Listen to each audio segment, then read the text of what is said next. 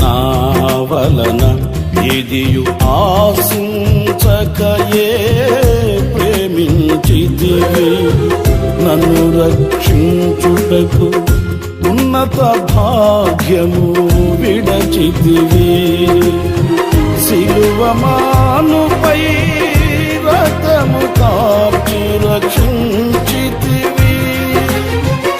శాశ్వత కృప పొంది జీవింతును ఇలా నీ కొరకే. సిలువమానుపై రక్తము కార్చి రక్షించితివి.